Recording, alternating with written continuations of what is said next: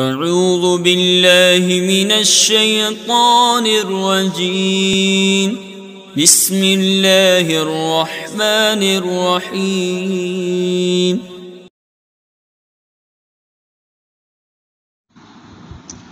بسم اللہ الرحمن الرحیم۔ میں مجاہد حسین رضوی، استاذ دارالعلوم غریب نواز الہ آباد، درجہ سادسہ کے متعلمین سے مخاطب ہوں اور ہدایہ کتاب النکاح کا درس دینے جا رہا ہوں۔ اب تک آپ ان محرمات کا بیان پڑھ رہے تھے، یعنی ان صورتوں کا بیان پڑھ رہے تھے جن صورتوں میں نکاح جائز نہیں ہوتا یا جن عورتوں سے نکاح جائز نہیں ہوتا۔ نکاح جائز ہونے کے لیے جس طرح سے عورت کا محل نکاح ہونا اور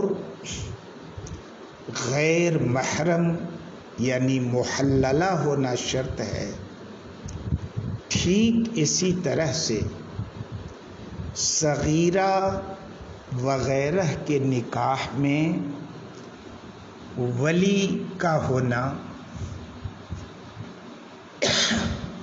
اور عام نکاح میں کفو کا ہونا بھی شرط ہے۔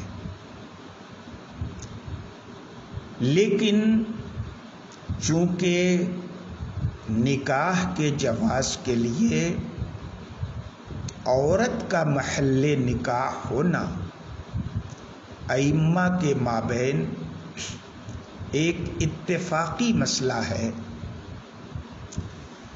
اور نکاح کے جواز کے لیے ولایت یا کفاعت کی شرط یہ مختلف فیہ مسئلہ ہے۔ تو جو مسئلہ متفق علیہ تھا اس کا بیان پہلے کیا، اور جو مسئلہ مختلف فیہ ہے اس کا بیان بعد میں کر رہے ہیں، اور وہ بیان کیا ہے؟ باب فی الاولیاء والاکفاء، یعنی یہ باب ولیوں کے بیان میں ہے اور کفو کے بیان میں ہے۔ ولی سے مراد آپ وہ یہاں نہ سمجھیے گا جو محبوب الہی خواجہ نظام الدین اولیاء سے یا ہند الولی سے یا اور دیگر ولی سے آپ سمجھتے ہیں۔ یہاں جو ولی کا معنی ہے تو یہ بھی اولیاء ولی کی جمع، لیکن معنی وہ نہیں ہے جو عام طور پہ آپ سمجھتے ہیں۔ یہاں ولی کا معنی جو ولایت سے ماخوذ ہے، اور ولایت کا معنی تنفیذ القول علی الغیر ہے، غیر پہ اپنا قول نافذ کرنا، یہ ولایت ہے۔ تو جس آدمی کا قول جس کے اوپر نافذ ہو یہ اس کا ولی کہلاتا ہے۔ کفو کی جمع اکفا ہے، اس کے معنی آتے ہیں ہمسر اور نظیر کے۔ نکاح میں جس کفاعت کی ضرورت پڑتی ہے اور اس میں ہمسر یا نظیر ہونا کس حساب سے ہوتا ہے، اس کی تفصیل آپ آگے پڑھیں گے۔ آج جو صورت مسئلہ ہمیں آپ کو سمجھانا ہے وہ صورت مسئلہ یہ ہے کہ اگر کسی عاقلہ بالغہ اور آزاد عورت نے سیبہ ہونا یا باکرہ ہونے کی کوئی قید نہیں ہے، مطلق عورت عاقلہ ہو، بالغہ ہو، آزاد ہو، اور وہ اپنی رضا اپنی رغبت سے اپنا نکاح خود کر لے تو یہ نکاح جائز ہوگا یا نہیں ہوگا، اس معاملے میں ائمہ کا اختلاف ہے۔ ظاہر الروایہ میں کئی جگہ بتا چکا ہوں کہ ظاہر الروایہ کا کیا مطلب ہوتا ہے۔ حضرات شیخین کا یعنی سیدنا امام اعظم اور سیدنا امام ابو یوسف رحمت اللہ علیہما کا مسلک یہ ہے کہ ایسی عورت کا یعنی عاقلہ بالغہ آزاد عورت کا نکاح منعقد ہو جائے گا اگر از خود اپنی مرضی سے کر لے، اور اگرچہ ولی کے عقد اور اس کی اجازت سے خالی ہو۔ یہ تو رہا شیخین کا مسئلہ، لیکن سیدنا امام ابو یوسف رحمت اللہ علیہ سے، یہاں تو آپ ساتھ ہیں امام اعظم کے، لیکن خود سیدنا امام ابو یوسف رحمت اللہ علیہ کا اس قول ظاہر الروایت کے علاوہ ایک قول یہ بھی منقول ہے کہ ولی کے بغیر عورت کا نکاح منعقد ہی نہیں ہوگا، خواہ وہ عورت بالغہ ہو، صغیرہ ہو، عاقلہ ہو یا غیر عاقلہ ہو، کسی صورت میں نکاح اس کا منعقد نہیں ہوگا۔ خیر، تو حضرت امام ابو یوسف کا تو دو قول ہو گیا، لیکن صاحب ہدایہ نے جو پہلا قول بتایا وہ اس میں امام اعظم کے موافق ہے، تو وہی راجح ہے۔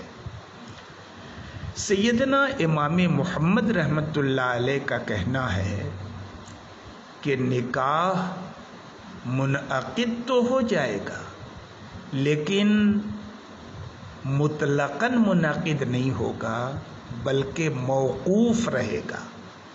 اگر ولی اجازت دے دے اس نکاح کی تو نکاح منعقد ہو جائے گا، اور اگر اجازت دے دے تو اس نکاح کا نفاذ نہیں ہو جائے گا، نہیں ہوگا۔ اچھی بات ہے صاحب۔ سیدنا امام مالک، سیدنا امام شافعی، ان کا ایک الگ قول ہے۔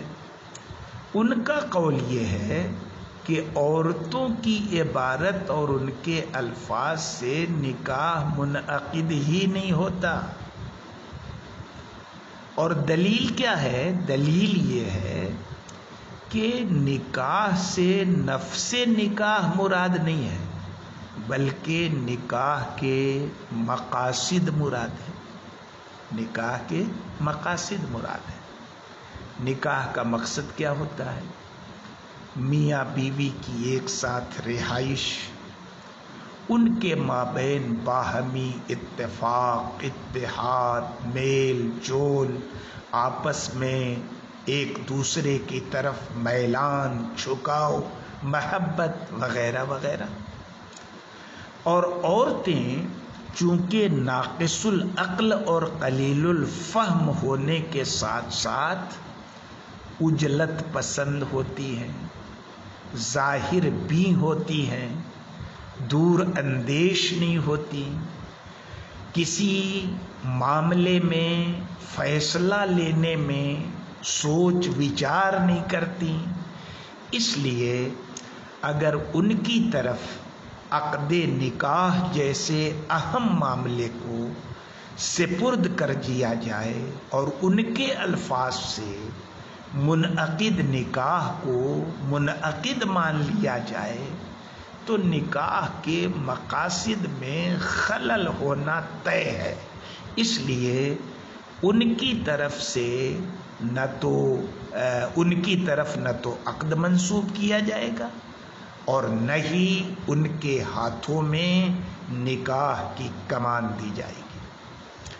سیدنا امام محمد رحمۃ اللہ علیہ کی بھی لگ بھگ وہی دلیل ہے جو سیدنا امام مالک اور سیدنا امام شافعی کی ہے، لیکن ایک دلیل اور ان کی اور ہے، یا اس دلیل میں وہ یہ اضافہ کرتے ہیں کہ آپ کی باتیں بالکل صحیح ہیں کہ عورتیں جلد باز ہوتی ہیں، ان کا فیصلہ صحیح نہیں ہوتا، دور اندیش نہیں ہوتی، اس لیے عورتوں کے عقد سے نکاح منعقد تو نہیں ہوگا، لیکن ولی اگر اجازت دے دے تو یہ نکاح منعقد ہو جانا چاہیے. کیونکہ اگر عورت کے کیے ہوئے اپنے نکاح میں اگر کسی طرح کی کوئی ناتجربہ کاری یا غیر دور اندیشی، ناعاقبت اندیشی ہوگی تو ولی کی اجازت کی بنیاد پر وہ ختم ہو جائے گی، اس لیے نکاح منعقد ہو جائے گا. اجازت دے دے تو نکاح منعقد ہو جائے گا. اچھی بات.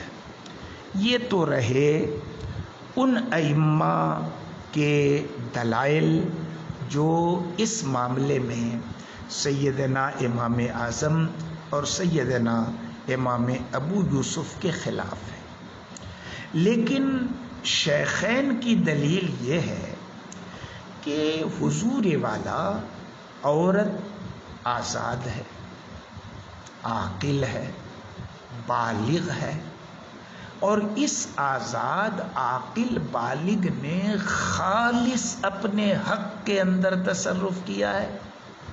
یہ نکاح اس کا اپنا حق ہے اور وہ عاقل بالغ ہونے کی وجہ سے، آزاد ہونے کی وجہ سے اپنے معاملات میں تصرف کی مستحق ہے.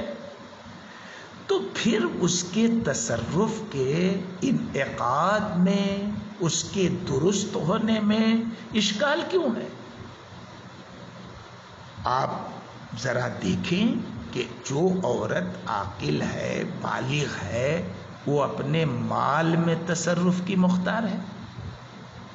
تو جب اپنے مال میں تصرف کی مختار ہے تو اپنے شوہر کے انتخاب میں بھی اس کو اختیار ملنا چاہیے اور اس کو اپنا عقد خود کرنے کا حق ملنا چاہیے.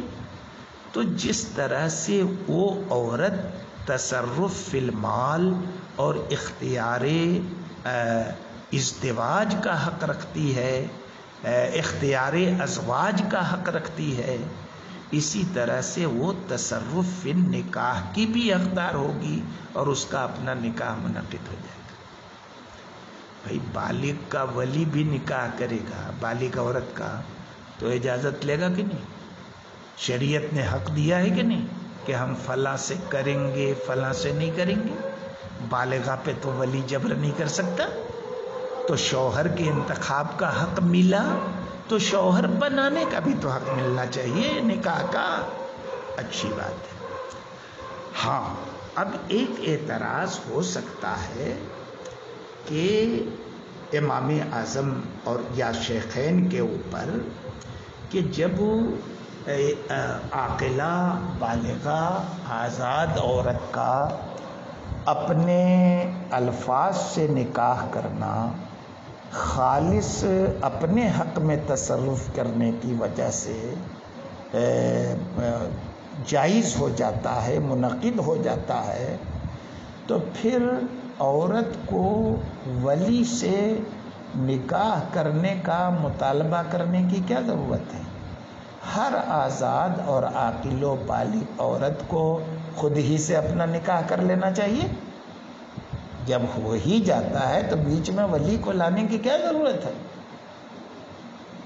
اس کا جواب جو صاحب کتاب نے شیخین کی طرف سے دیا ہے وہ یہ دیا ہے کہ دیکھیے، بے شک عاقلہ بالغہ آزاد عورت کا نکاح کرنا اپنے جائز اور خالص حق میں تصرف کرنا ہے، لیکن اس سے یہ لازم نہیں آتا کہ وہ ایسا کرے بھی۔ کیوں ایسا نہ کرے؟ کیونکہ دیکھیے، عورتیں عموماً شرم و حیا کی پیکر ہوتی ہیں فطری طور پر۔ اب فطرت کے خلاف کوئی کام کرے اس سے بحث نہیں ہے، لیکن فطری طور پر ایک عورت شرم و حیا کی پیکر ہوتی ہے۔ اس لیے عورت کا اپنا نکاح از خود کرنا اگرچہ جائز ہے، مگر یہ بات سماج میں، سوسائٹی میں عار اور شرم کا باعث ہے۔ ایسا کرنے سے لوگ ایسی عورت کو بے حیا سمجھتے ہیں، بے شرم سمجھتے ہیں۔ اس لیے عورت سے عار کی نفی کے لیے، دفع تہمت کے لیے ولی کو امور نکاح انجام دینے کی ذمہ داری سونپی گئی ہے۔ لیکن اس کے باوجود اگر کوئی عورت اپنا نکاح خود کر لیتی ہے تو وہ نکاح منعقد ہو جائے گا۔ اچھی بات ہے۔ اور صورت مسئولہ میں عورت کا نکاح تب بھی منعقد ہوگا جب وہ کفو میں نکاح کرے۔ کفات کا تفصیلی بیان آگے آ رہا ہے۔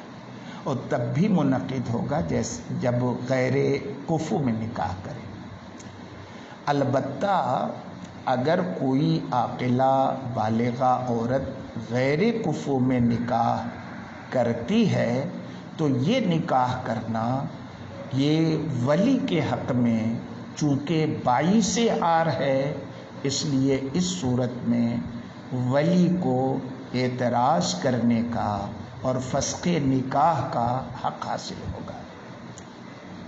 ہاں، فتاوی قاضی خان وغیرہ میں یہ لکھا ہوا ہے کہ ولی کا یہ والا حق، یعنی اعتراض کا یا فسخ نکاح کا، اسی وقت تک رہے گا جب تک کہ عورت کو بچہ نہ پیدا ہو جائے۔ ولادت کے بعد اس کا یہ حق بھی ختم ہو جائے گا، ہے نا۔ حضرات شیخین سے حضرت حسن ابن زیاد نے ایک روایت کی ہے کہ اگر عورت نے غیر کفو میں نکاح کیا تو وہ نکاح ہی منعقد نہیں ہوگا۔ اور فتاوی قاضی خان میں اور قنیہ وغیرہ میں حضرت شیخین کے اسی قول پر فتویٰ دیا گیا ہے، اور شمس الائمہ سرخسی وغیرہ نے اسی قول کو اختیار کیا ہے، اور اسی میں زیادہ احتیاط ہے، کیونکہ یہ ظلم کا دور ہے، ستم کا دور ہے۔ بہت سے نکاح غیر کفو میں واقع ہو جاتے ہیں، لیکن نہ تو ہر ولی انہیں دفع کر سکتا ہے اور نہ ہی قاضی انصاف کی روشنی میں انہیں فسخ کرتا ہے۔ اس لیے بہتر یہی ہے کہ غیر کفو میں انعقاد نکاح کا سرے سے دروازہ ہی بند کر دیا جائے۔ وہ یوروا سے فرماتے ہیں کہ امام محمد کا ظاہری قول تو وہی ہے جو ہم نے بیان کیا کہ صورت مسئلہ میں عورت کا نکاح ولی کی اجازت پر موقوف ہو کر منعقد ہوگا، لیکن بدائع الصنائع وغیرہ میں حضرات شیخین کے قول کی طرف ان کا رجوع ثابت ہے، اور بعد میں وہ بھی انعقاد نکاح کے قائل ہو گئے تھے۔ واللہ تعالی علم۔ باقی انشاءاللہ آئندہ۔